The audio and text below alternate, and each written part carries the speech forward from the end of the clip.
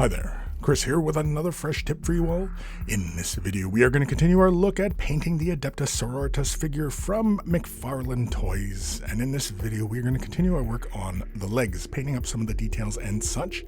To get us started, we're going to use some Gold Leaf X12, that's the product number, from Tamiya paints. We're going to use some iso alcohol to rinse out our brush and to keep things clean. And we're going to use a synthetic detail brush to apply the paint. Here I'm just going to simply demonstrate that there's like little flexible bits on this figure, not the whole figure, but some of the details here. They're really soft kind of plastic, almost rubbery. And I was a little concerned about how the paint would cure and dry on these surfaces.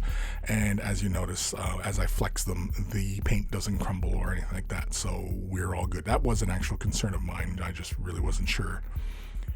With the detail brush, we are going to begin applying a base coat to the trim around the knee pad. And as you may notice as I'm applying it, we do apply a fairly generous amount into the bristles and then apply it to the surface. And with this kind of paint, you do have to kind of commit to your brush stroke, as it were, like something like this right here. You just do a nice long brush stroke, keep your hands steady, and move along that surface. I do not recommend moving over the contact points more than twice, as this paint does dry quite rapidly.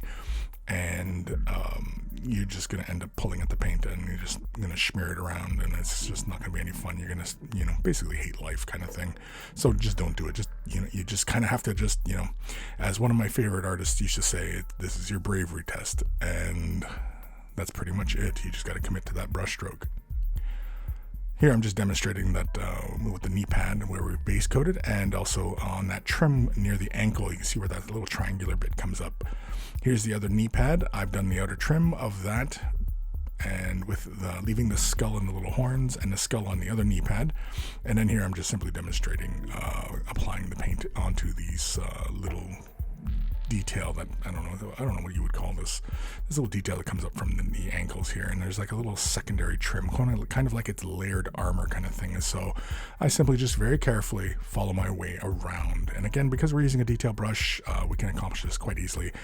These paints are applied very nicely. I do recommend using a somewhat generous amount in your bristles when you're applying it, and of course you may have to apply more than one coat just to get nice solid coverage. Next, we're going to use light gray XF66, order 66, and we are basically going to just apply this as a base coat.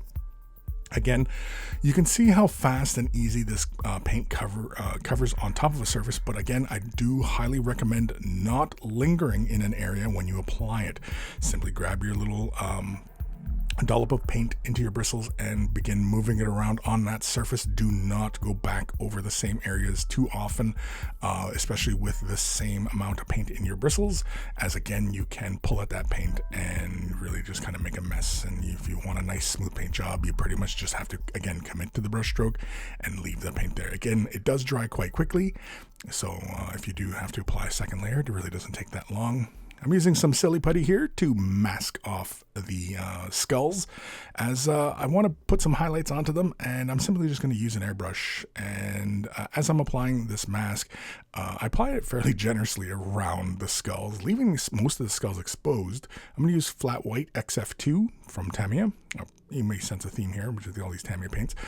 We're going to use the Renegade Chrome from Badger, and we're spraying it around 20 psi. I'm going to use X20A thinner. This is the recommended thinner just for a lot of Tamiya paints.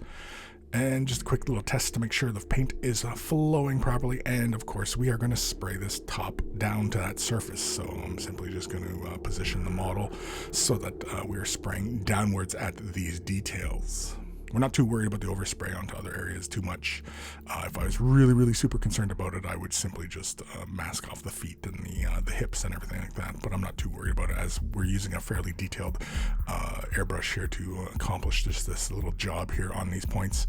You can see there's not a lot of paint all over the place, but it applies fairly quickly, dries fairly rapidly. And that is it. And it's basically, I could leave it as such, but then as I pulled the mask off, as you'll see here,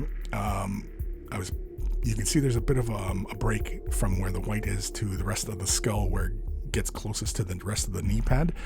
And I was like, I could leave it, but I'm not. So we're going to use flat white, slap a little bit onto our palette here. I'm going to use a drop of X20A thinner. Give it a quick little mix, and we're going to use our detail brush. And then because we haven't a thinned out consistency, it does apply like a glaze. So for anybody out there who really enjoys their glaze painting and, things of that nature, very, nuanced kind of painting, you can accomplish that with these kinds of paints. You just simply have to thin them down. And now, the one caution, of course, is that you do not linger in the areas. You do not go over the same real estate too often with it. You wait till that layer's dry before, coming back over it again to build up your layers. But for those of you who do enjoy glazing, this kind of paint really does allow you to speed up that whole process. Here I'm simply painting over the horns, creating a slight gradient in the horns. I left those masked when I initially airbrushed just because it was going to be a big pain to try and mask off those horns and just kind of create the separation, and I figured I could just do it by hand, of which I was correct. So it's pretty straightforward. Again, when you're working with these paints, you are very much encouraged, at least by me anyway, to commit to your brush stroke and just lay the paint down in 1 or 2 strokes, and then that's it. Let it dry. And if you need to go back over it, well, wait till it's fully dry, which only take a couple minutes, and then you go back over it again. Highly recommended. And so you can see there now the skulls are mostly blended up next to the armor, so they fit. We're going to use raw umber hue from Golden High Flow. We're going to use some Liquitex Flow Aid to help with the flow. And basically this is going to change the surface tension of this color. We're using this on top of the Tamiya Gold. And basically as we apply it, we're using it fairly generously. I'm using one of my sable-haired brushes. This is the Artist Opus number 1 here that I'm using. Because again, this is a water-based acrylic and it's not going to hurt my precious little sable brushes. And again, you can see how it just flows right into the recesses. For anybody out there who's very familiar with their water-based acrylic paints, I think this is kind of an old hat for you guys, so I don't really think I need to explain too much here about applying this. I think I've demonstrated this kind of thing many times. Some of the areas where it's a little too heavy, I just simply use my finger and wipe the excess off, and I go do that around the trim of the shoulder pad or knee pads, and on the ankles we will also do it as well. I chose the golden umber hue because it does dry. It is a transparency, and it dries with a slight gloss, which is what I prefer when working with metallics. I do not like finishing it off with matte. But if you have like contrast paints or anything like that where they do finish with a matte, you can use those as well. I'm not a huge fan on top of metallics, and you can see they're just simply wiping that away. I'm not a huge fan of it using contrast on top of metallics just because they do finish with that matte.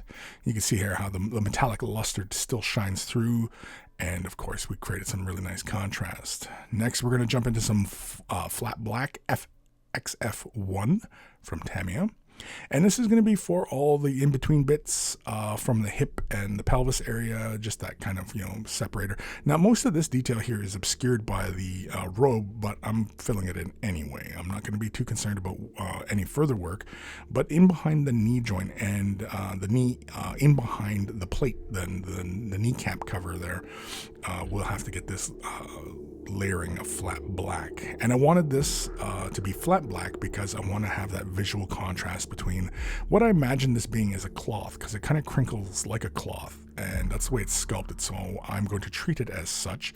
And here I'm basically just going to lay it in, and I do have to apply more than one layer just because some areas where I was a little bit more aggressive in my application, some of the metallic kind of shows through, so I said, we're going to apply another layer, and of course we get a nice smooth even coverage. We could leave it as such, and if you're happy with that look, and I mean, like on a big figure like this, it's not entirely necessary to highlight it, but we are going to go just a little bit further. We're going to take some of that flat black XF1, and we're going to use a little bit of the flat white XF2. Nice little easy numbering system, right? I'm just going to grab 2 drops of the paint. I'm going to grab a single drop of the black. This is going to give me a dark gray. I'm not looking for a heavy shift in value. I want it to stay fairly close to the black. I know that there are darker grays in the product line, but I do not have them. I do not have a full collection of Tamiya paints, so But if you have the primaries, I mean, you can make whatever color you want. And very carefully, I'm just catching the high points in the typical fashion in which we highlight cloth and things like that, where I'm just catching just the high points of the crinkly detail, imaginary cloth detail. And some of them I push a little further. We did not use any thinners or anything like that. I did not feel like it was necessary. The paint flows normally right out of the bottle, very, very thin, but it covers so well. And, playing with these Tamiya paints in this video series might make me a convert to use these in more and more videos, which is something in the past I've not really done.